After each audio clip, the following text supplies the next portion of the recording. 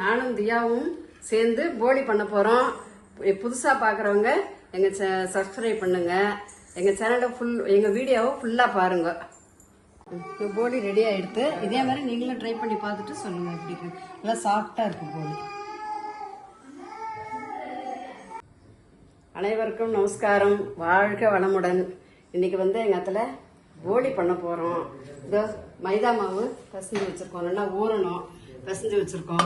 அப்புறம் கடலைப்பருப்பு வேக வச்சிருக்கோம், தேங்காய் துருவி வச்சிருக்கோம், ஏலக்காய் எடுத்து வச்சிருக்கோம். இதோட ஏலக்காய் போட்டு அரைக்கணும். இந்த வெல்லம் தட்டி வச்சிருக்கோம். இதை கொஞ்சம் பாகு காய்ச்சிட்டு அதில் விட்டுக்கலான்ட்டு. ஏன்னா அது ஒரே மண்ணா இருக்கும், தூசியா இருக்கும். அதனால வடிகட்டி விட்டு பூரணம் கலரணும். கலரிட்டு காட்டுறோம்.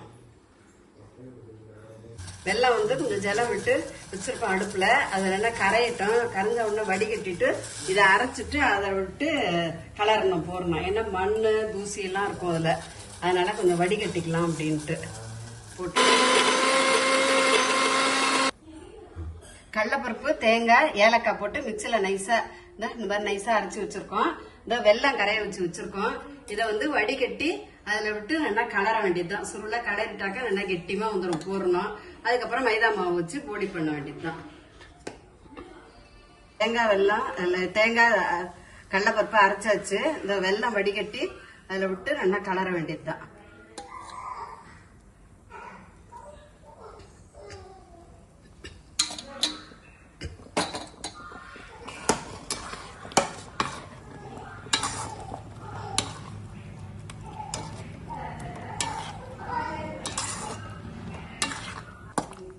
நான் வெல்லம் விட்டுருக்கேன். இது நல்லா கெட்டி படுற அளவுக்கு நல்லா கலரணும். கலர்னாதான் பூர்ணம் நல்லா கெட்டியமா இருக்கும். கெட்டியமா இருந்தாதான் போலி தட்டுறதுக்கு வரும். கலர்லே இருந்தா அந்த பச்சை வாசனை வெல்லம் வாசனை எல்லாம் போய் பூர்ணம் நல்லா வரும்.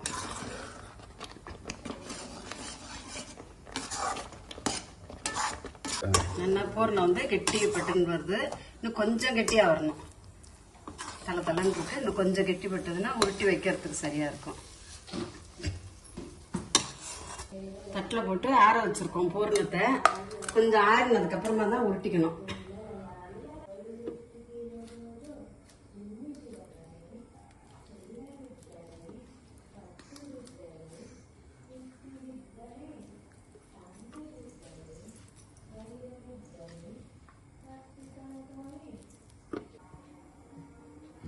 தட்டி வச்சிருக்கோம் இலையில. இதை தோசைக்கல்லில் போட்டுக்க வேண்டியதுதான்.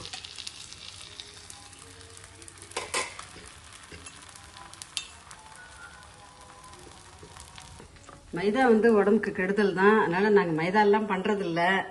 கோதுமை மாவுல தான் பண்ணுவோம். இன்னைக்கு என்னமோ மைதா மாவுல பண்ணுவோம், ஒரு நாளைக்கு தானே அப்படின்ட்டு பண்ணிட்டு இருக்கோம். மைதா மாவுல பண்ணாதான் டேஸ்ட் போலி எல்லாம்.